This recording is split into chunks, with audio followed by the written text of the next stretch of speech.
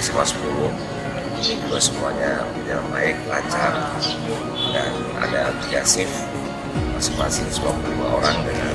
cadangan komputer 5, dan mudah-mudahan tidak ada kendala dalam perjalanan selama ini cukup baik,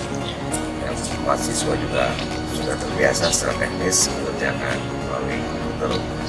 dan ini juga sangat efisien, sangat aman, tidak ada lagi dengan isu-isu terkait dengan mencontek, kunci beredar dan sebagainya, dan tidak perlu ada polisi yang mengawal dari mulai penerbitan pencetakan sampai ke distribusi dan sampai tempat. Jadi ini harus sangat mendukung UNBK ini, dan mudah-mudahan